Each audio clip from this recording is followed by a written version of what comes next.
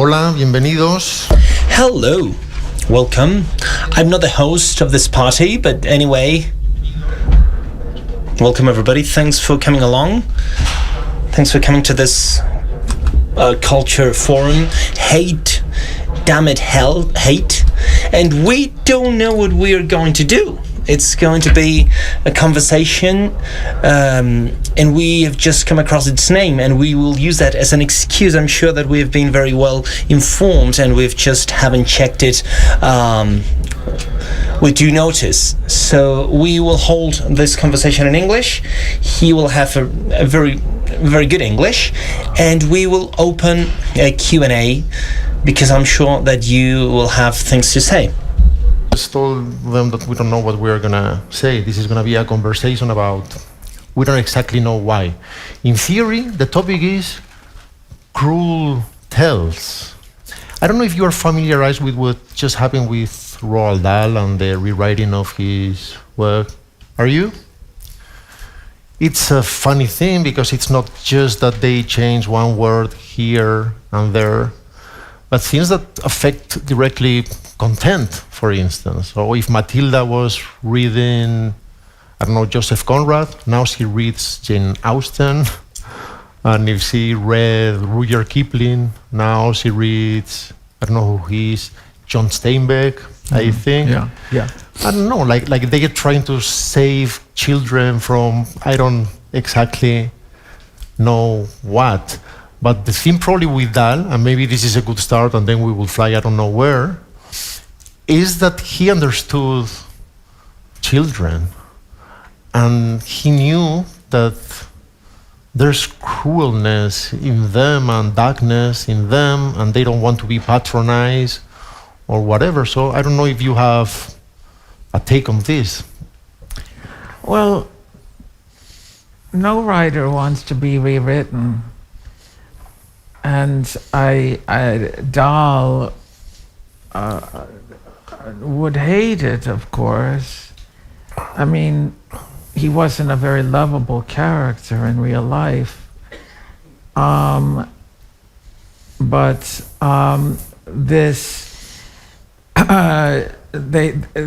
phenomenon, which I assume they have here in Spain, they have it in the United States, they have what are called sensitivity readers.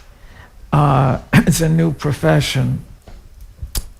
People who are hired to evaluate a text and see if there are any words, phrases, expressions, etc., that will unsettle the reader, or as they put it, trigger the reader and perhaps provoke some sort of trauma. I don't know. I think everybody is aware of the problem and the issues involved. I don't know that anybody has figured out how to resolve these problems, though. Do I think that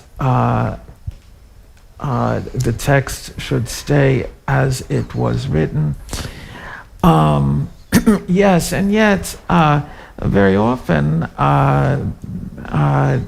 playwrights, whether it's from Shakespeare to Chekhov, things are rewritten and reworked and expunged and altered for all sorts of reasons. It's just the reasoning is a little different now. I don't worry about it so much. It just means I won't be published.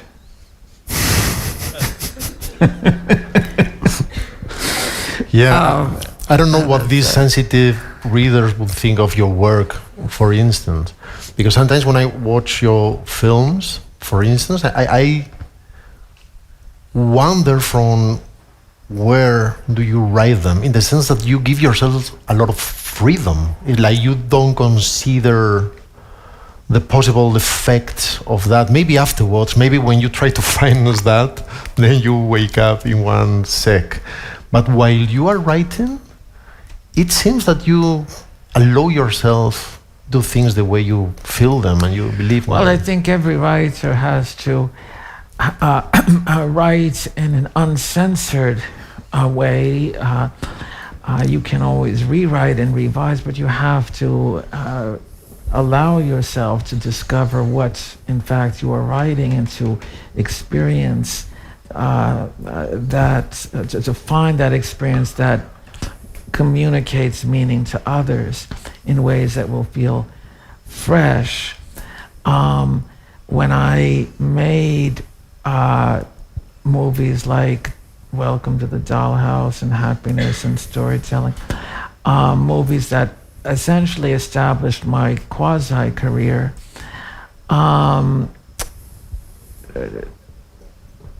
well, I mean, they wouldn't get financed today.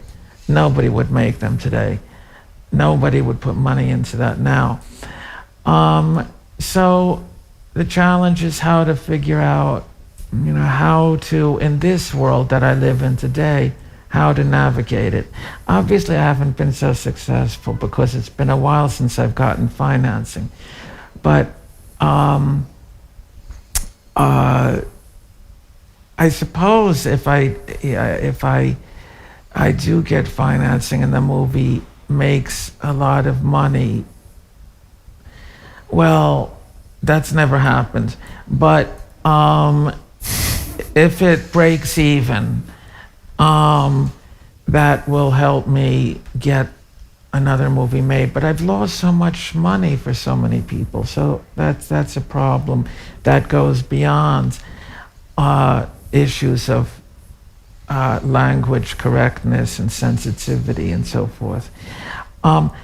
You're a novelist and a writer as well. Are there subjects or things you take into consideration that you might not have, let's say, 10 years ago when embarking on a project? Not really. Maybe also because my original ideas maybe are not that edgy at some aspect. So, but I always thought that you have to, again, give yourself freedom. You cannot consider too much what in theory could happen afterwards. Otherwise, you don't hit powerfully on the table, because you have to be very consistent on what you are transmitting. So, and I also think that in the literature world, it doesn't matter that maybe this is not right because we now discuss about Dahl, and maybe there's a contradiction. But I think that in a book you are safer than in a film, because you just need an hour and a half to watch a film. With a book, you need to cross it. You need a bunch of days to have an opinion about it. So you're in a safest place. You can use more difficult topics and still have a possibility to survive. You see, I don't see it that way. I see nothing. I mean, I have lots of strong opinions about books and movies I've never read or seen. I don't think, I think many people have not seen movies and have strong feelings about them, and the same applies to books as well. There is no safe space. That's why they always are looking for one, or demanding one. But I don't know that that's the mission of the artist, to create a safe space. People have different intentions and goals, and I certainly don't see, but I don't differentiate the issues of books versus movies. It's just a question of money. More money is at stake in one than in the other. And that's a huge difference. That's a huge difference. I mean the money, because the responsibility in that sense is different. The consequences are different.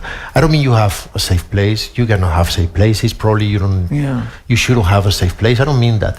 I mean that with movies, you get to a lot of people in a couple hours. So it takes less discipline in a way. And in order to read something, it takes more effort. And in a way, if you read 600 pages, then you face some nuance that gives a sense to that. It's not just a title, or it's not just the tweet. It's in a context that you need to know in order to know everything about that book. So in a way, I don't mean that people who read are more educated, or it depends on the book, but in a way, it's people that are more ready to understand. And if you can react to something in just 1 sec, because you are reading an article or because you are reading a tweet, then your reactions are going to be way stronger because they don't take this discipline. They are cheaper. That's what I mean. Are you on Twitter? Sorry? Are you on Twitter? Am I? On Twitter. No, yeah, sorry, I didn't get you. Yeah, I am, but I don't use it I don't have opinions on Twitter. I use it to say that I'm gonna sign my books tomorrow somewhere, or that I did a new podcast or whatever, to communicate with people that want to know something about you. But I don't share opinions. It can be very insidious. You have to be careful.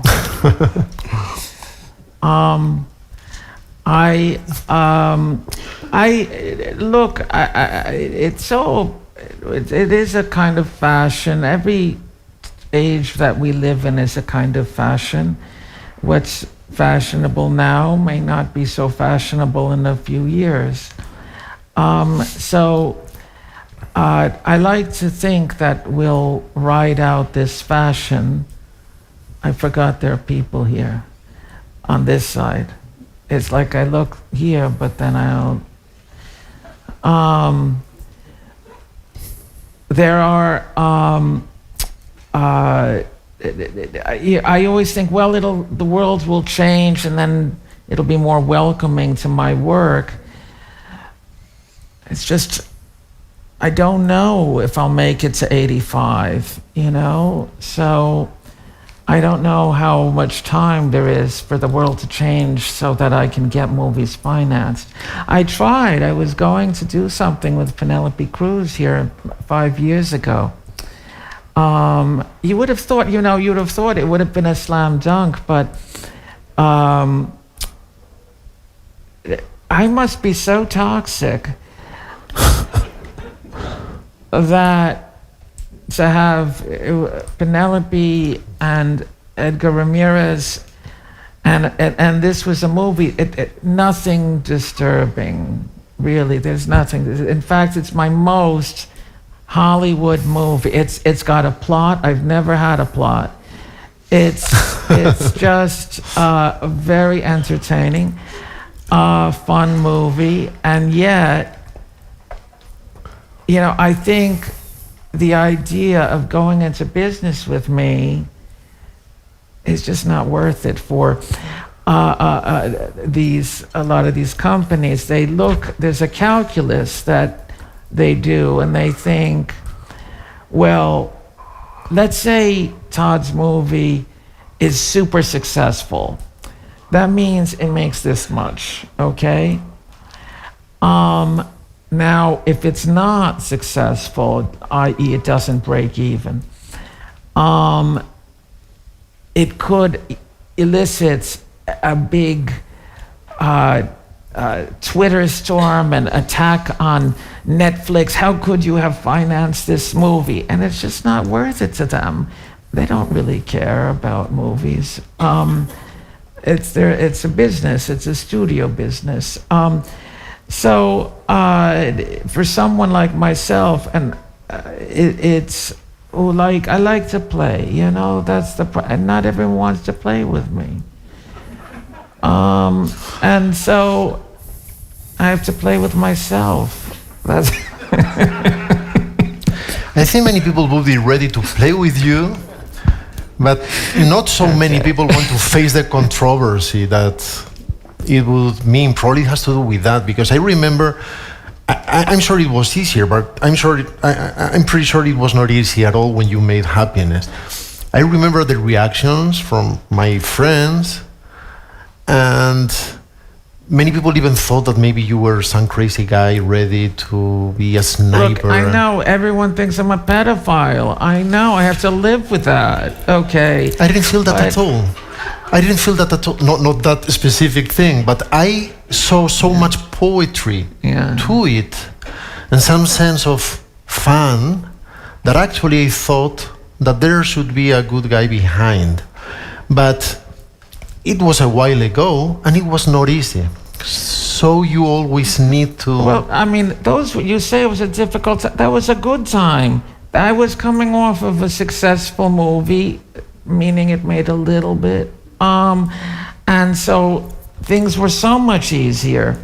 I knew that with that movie, Happiness, that it was a little delicate, the material. And so the only thing I knew was I had to change my phone number. I went unlisted. That was the only thing that I had to alter in my life. But people, it says something good, I think, about human nature and people in general. It's funny, they call this, they said they're doing a theme. The theme this year is hate. And so they think of me. I don't know. But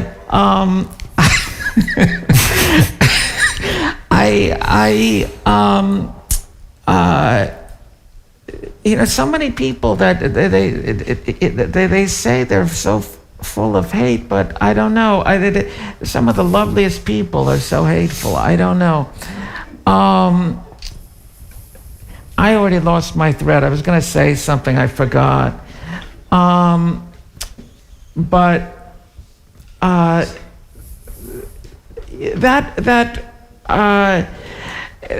That movie, it was a very, for me, I remember when it actually opened at Cannes, it premiered at Cannes, I remember, and there was an article that came out after the festival. France, for example, I wasn't worried because I knew it was getting attention. I said, oh, that's nice. I'm sure they'll work it out. But, France bought the movie. You know how much they paid for that movie? They paid $0. So it's not just America. In fact, I remember I had such a romantic sense of Europe and how they love filmmakers, particularly France, of course, and how supportive they are. But that wasn't my experience. When I went to France and went to Paris, I had so much more respect from the Americans than I found elsewhere, and in places I thought it would be de rigueur.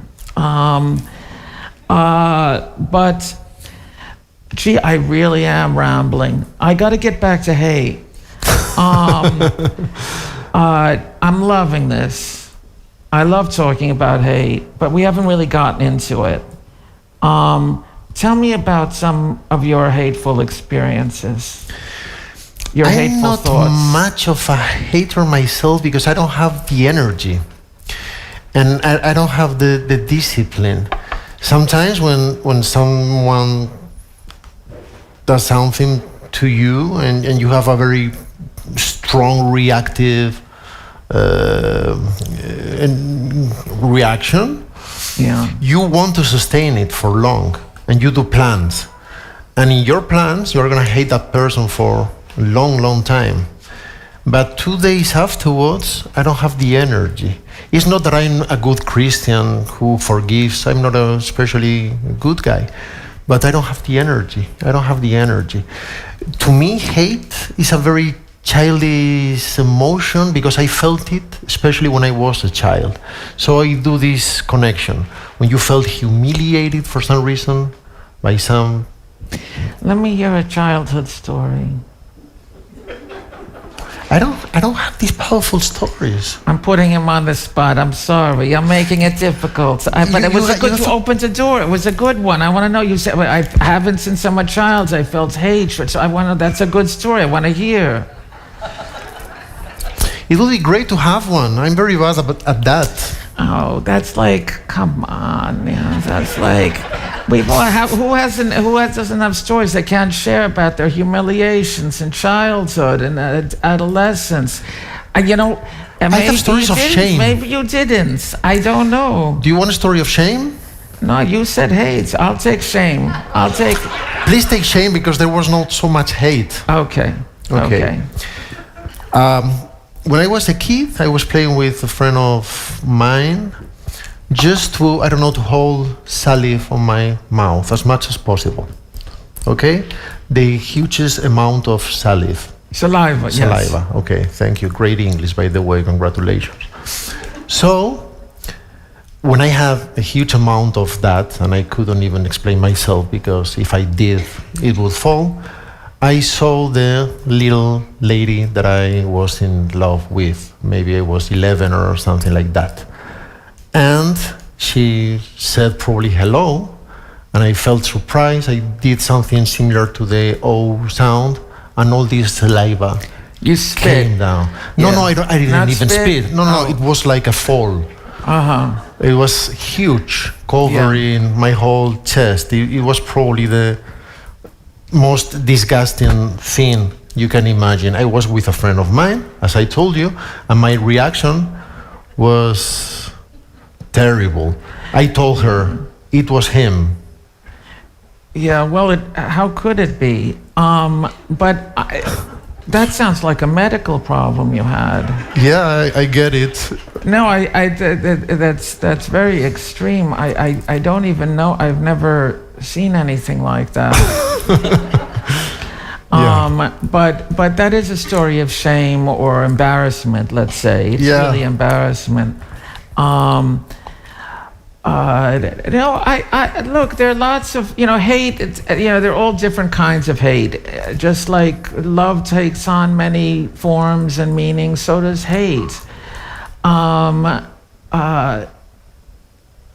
It's like, don't you just hate it when? Okay, and I bet you anyone can fill in that blank, It's like you're talking to someone and they're just like scrolling, you can't get a conversation because they're attached to their iPhone. So I hate that.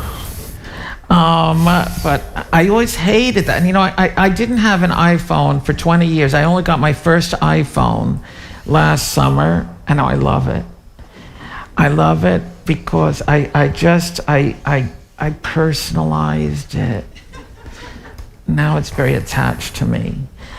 So it's a new dimension of love in my life, and I'd always hated it. But I still wonder, you ride the elevator with someone, and they can't, like, just for 30 seconds, they can't stop. It's like every moment has to be filled with information. And so in that sense, that's just annoying.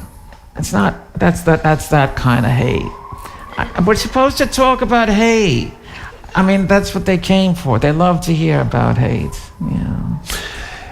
I mean, I don't think that strong reaction is hate. It's a different thing. Hate takes time. You need to cook it, and you need to keep it. And also, if you don't live with something or you don't face that every day, it's hard to keep it. It's hard. You need to have to live with someone you don't want to live with, or maybe some office partner or whatever. Otherwise, at least for me, it's hard because you don't have the thing that triggers your emotion. Have you ever really put that hate in the oven, gotten that far? Because I understand that it's a lot of energy, but that means that you know how much energy it takes. And maybe there was something that you really did hate, and that's why you don't want to hate anymore. No, at least I don't remember such traumatic experience. I have pretty generic memories at school, just hating someone because he told you something and you wanted to be right, and he told you something in front of other guys, so you feel humiliated and you hate him, but for one day. Well, look, hate can be a delightful experience. I know people delight, sometimes, you walk in a room and people just hate you. I don't know why. They just do. It's just an immediate visceral feeling people may have about you. And you say, you try to be friendly, but they just hate you. It's just, there's nothing you can do about it. Some people, but I think some people do take certain pleasure in just hating. We're not getting into anything political, I don't want to get into political, so I shouldn't even bring anything up political. Let's just keep this personal, deeply personal. It's that bad? No, it's perfect. I would check in the time, just because I have to manage this. That's I'm wounded. You're not boring me. It's okay. I can take it. I'm okay. Are you a hater? Do you hate easily? I don't even know what that means. But let's see. Maybe they have a question they're dying to ask. They came all the way out here. It's such a beautiful, lovely, chic place. Is there some? Maybe we should put it out to them. Of course. ¿Algún odiador que en la sala? So, any hater in the room? Well, I had a question. It has nothing to do with hate. I put this on. Well, I can speak in English if you don't have to put on that stuff. Okay. I had a question. It is not like a personal experience as a hater, but this came to my mind while you were talking.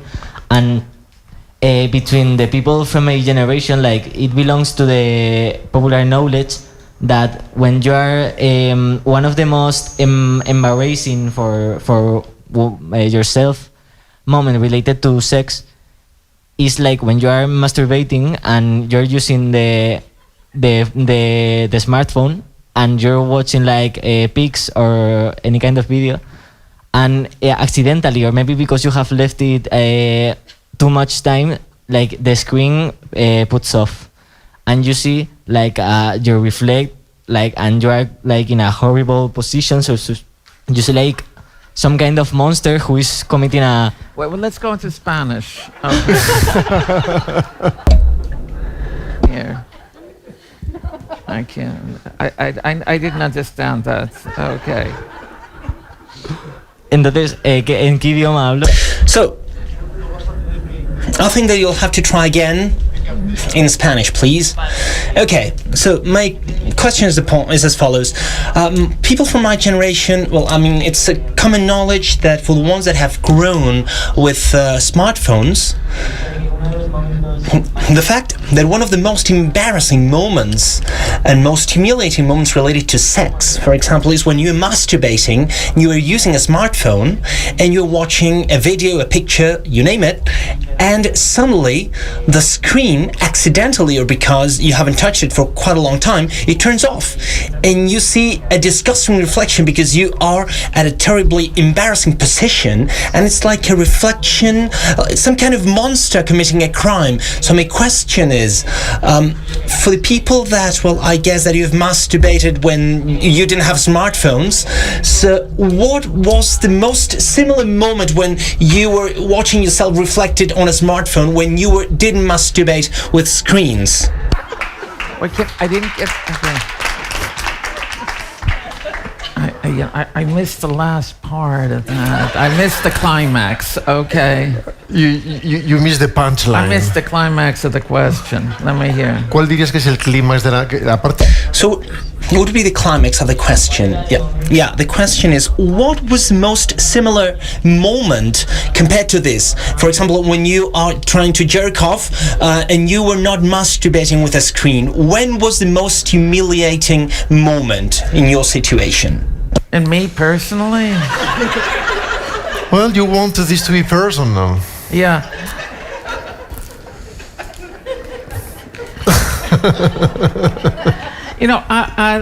I will say one thing. I have, it has been discussed that sex has been altered, particularly by young people, because there's so much pornography on internet and on websites and so forth, and they see it at such an early age in ways that wasn't accessible in earlier generations, that I think it may have had an impact on the dynamics, on what is to be expected in relationships. Now, me personally, I don't, I was late to the game, okay? I was no prodigy at this, okay? It took me a long time to figure out. You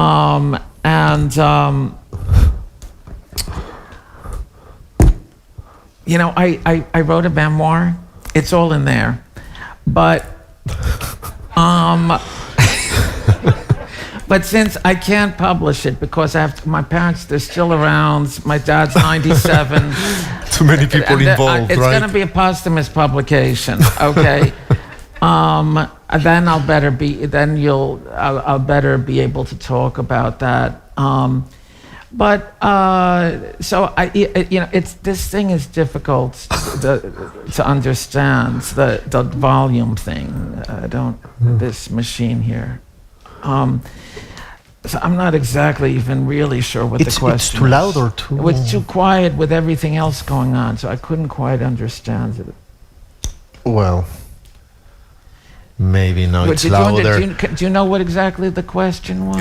Yeah, but you don't want to know about it. No, I'm not so delicate. You can tell No, me. he was provoking you. Probably. Porque te lo estás inventando, porque no se apagan las... Because you're making it up, because screens don't turn off. I mean, this doesn't happen. Listen, to take this long with this single question, because... It's up to you. I'm just a guest, yeah. We're all polite. No, I think we're ready for another question. Si alguien tiene alguna otra pregunta... If anybody has another question, it's a great time to ask it. Yeah, up there.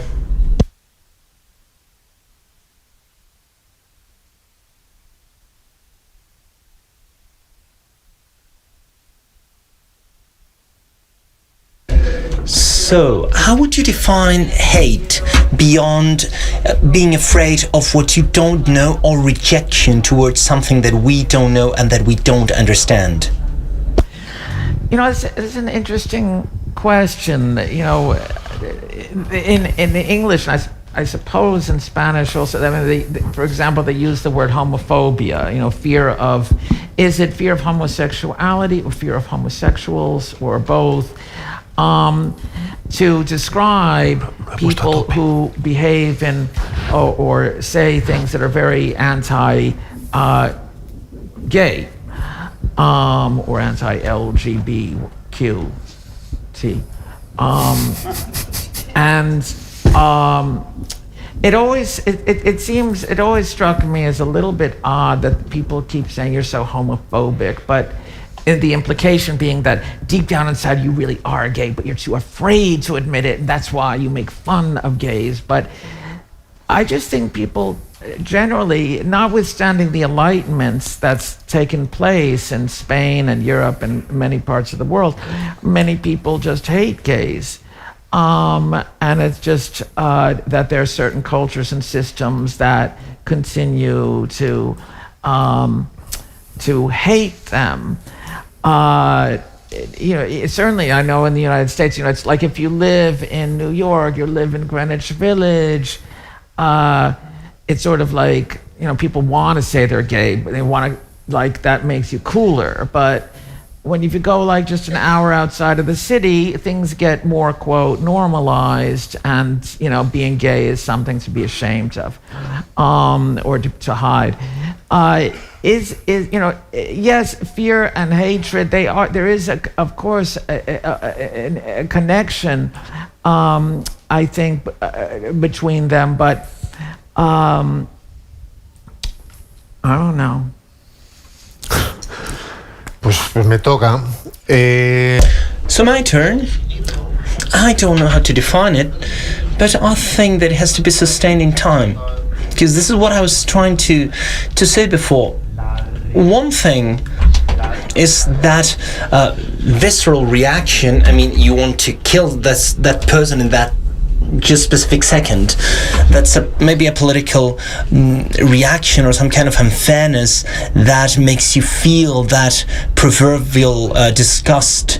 But when it's hatred, it's something that you have to nurture, you have to water, so that it is a real hate. You need dedication, I would say, and it is when it becomes into this desire of revenge. It can take a very long time, and you need to take care of it, and you need to spoil it, and I'm very bad at that. I get bored before, so it's surprising. It's not good, it's not bad. I've met people that didn't know what to do with their lives until they've started to hate something, and when they have started to hate something, at least they have found some kind of power energy that makes sense in their life. In fact, there are people whose hate has been positive for them. It has given them a reason to live, but I'm not good at it. Same happens with dancing. I'm not good at dancing. So, any further concern? I think we're all capable of getting good at hate and at dancing. I mean, if you,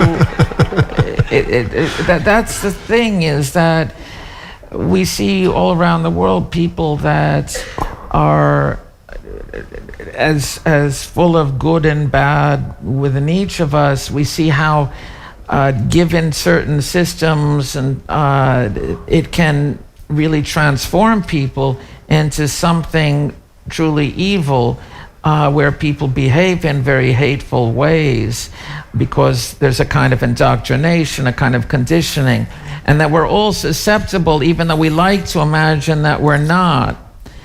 And this is a terrible struggle we have to always recognize and not take for granted, the complacency that we're all susceptible to.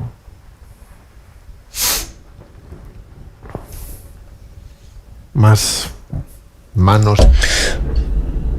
More impatient hands? Any questions? Yep. Yeah, I wanted to ask you, how can you build beauty and art with hate? Because this is the way it works in some cases. The Iliad, for example, is an example. What consequences does this have? Where does this take us to as a moral way of thinking, that we can create beauty and art with hate? Well, I think one has to recognize all those parts of ourselves, those parts that we accept and embrace and love, and accept as well those parts that we try to suppress or don't want others to know about because they are shameful. I think true beauty and art is meaningful insofar as it addresses that reality, that you don't want to sentimentalize our condition. You have to take in all those impulses that drive us.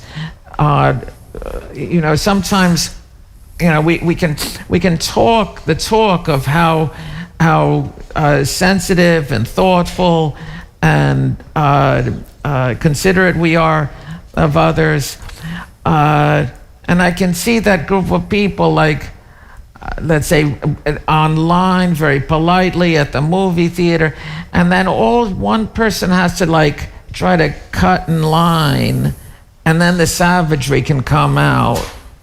That's all it can take, depending on how the way in which this is absorbed and the way it's dealt with.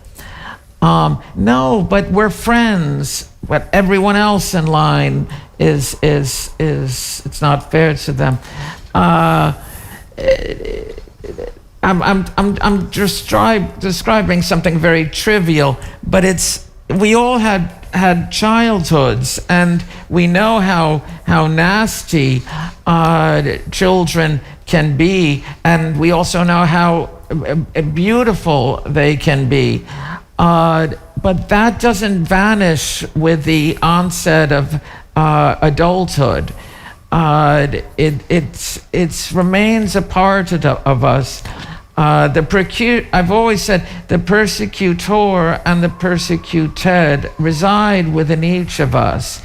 And to recognize that is a recognition, I think, of the fullness of human nature. Claro, yo creo que hay muchas formas de abordarlo.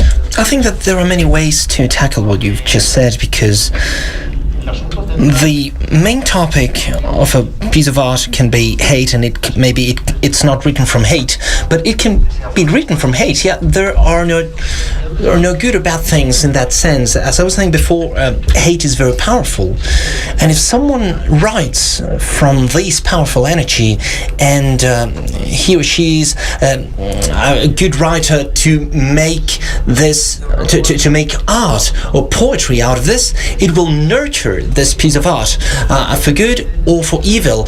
But in this sense, art shouldn't be moral. I mean, it shouldn't pay attention to these non-accurate considerations. And even as a topic, it is a very powerful topic, no matter where you are writing from, because it's a human engine, and because in dramatic terms it's just a catalyzer. It's a very good catalyzer. I mean, we wouldn't have Western movies without hate stories, for example, for good, well-nurtured hate, I mean, and well-considered hate, and well-sustained in time. So I don't think that art, well, in some way I think this is what art has to do. This is the function it has, to take everything, the beautiful things and the ugly things and disgusting things, whatever, and to sublimate it, and to find something that is able to make something out of all this, and to make something interesting out of it, I think. Yeah, I would add that I think it's not hatred exactly, but anger can fuel the drive of a filmmaker or a writer, and it's not something to be condemned. It's a source of energy that can bring vitality to the work at hand. I mean, all we have to do is look at the newspaper every day, and we see, oh my God, is there anything good that people do? Because it's just one horror after another, how there's corruption and evil just everywhere. And I mean, how could they do that? How could the president? How could he cheat? How could he lie? It's every day, and we live with that reality, and so we cling to this hope that we can live for our better selves. And art can be a kind of passageway. I don't know that it's going to make any of us a better person, but it can bring us together. If there's one message, certainly to, I think, what I do, it's you are not alone.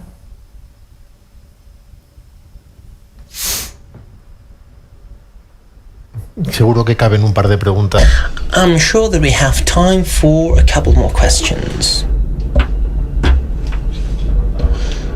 If I don't see if there's any hand. Yeah, here, on the first row. Hello, well, I'd like to ask, because, well, many Todd's films have a kind of a sense of humor, hilarious sense of humor, and there's a great discussion about the boundaries of humor. So do you think that humor has or should have boundaries? Well, you have to know, there are a couple things. Look, when I write,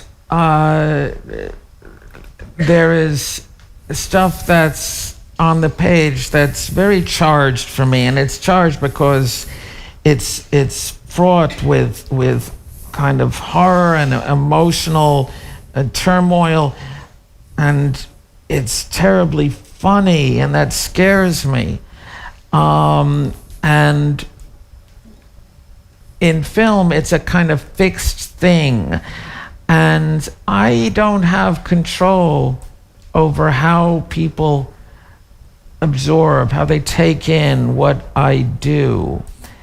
I'll never forget years ago when I screened Happiness at a festival in the States, and this little tipsy young man, he was around 18, not 19, he came up to me and he said, "Oh man, I loved your movie, it was so cool, and God, when that guy raped that kid, that was hilarious." And I understood that I don't have control over the ways in which my movies are understood and appreciated or not appreciated. So much about, I think, what I do says as much about me as about you as it does about me.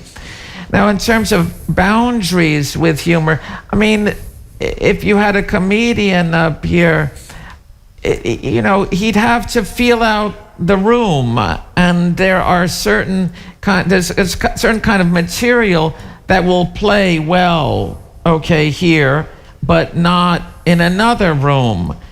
And so the comedian has to be sensitive to the taboos and how far you want to walk this fine line, this edge, so that you're pushing things to a level of freshness and surprise and subversiveness without it succumbing to disgust and hatred. And that's a fine line. So that there are always boundaries, and that's where the tension lies. That's what lends it a kind of suspense. And you have to be sensitive to that, alert to that, and be respectful of your audience. I mean, I never recommend my movies to anyone. Especially when I meet, let's say, a stranger, a friend of the family, and they're very sweet. The sweeter they are, the more I say, don't look for my movies. I don't want to upset anyone. My movies are for a very particular sensibility. Sometimes people may have had, terrible trauma in their lives and find a kind of release from the experience. Or you may not have had some terrible trauma and find this offensive and too horrible to look at. So it's not about how smart you are, how hip you are. It's a kind of sensibility that's very particular. And that's why I have a very particular audience, and it's a very particularly small audience. Sí, y es difícil estar en desacuerdo con lo que dice Todd. It's quite difficult to disagree with Todd because there are boundaries, but everybody has his or her own boundaries. And every time we attack something that is funny for us, we react in such a democratic way, saying we should have boundaries for whatever. And when something goes further that are our boundaries, that aren't the general ones, we can be very upset. And it's like, no, don't go that way. No way. And we ask for consequences. So, of course, there are boundaries. What I don't know, if anybody has to set them, that's a different story. But everybody, has boundaries, and we move them as time goes by. And any creator has to be accountable for the possible reactions in front of specific things, especially if you are playing at between different places that are quite close to that limit, because that's not under your control. It's like, what point of view are you using? What point of view are you considering this from? You can see things that Todd is doing, and you can acknowledge his poetry, his tenderness, in some cases the way he defines characters that are real and that are not just archetypes, that are not pure evil, or even how he deals with them. For example, the stalker, the good guy, he has to use his truth, and you will be on thin ice in this case than if you are more politically correct. But I'm sure that Todd assumes it. He has to assume it, and he has to be accountable for what he does, and that's it. Okay, I was giving you. You were still focused, so probably there. Very good. Okay. I think we are done, actually. It's time. Okay. That was fun. Unless someone has a very fast question, or maybe you have something to add. I'm sure I'll have something to add that was really good, but I won't think of it now. Only when it's over. Okay. Pues muchísimas gracias por... Well, thank you very much for coming along. Thanks for being here, and a big round of applause, please.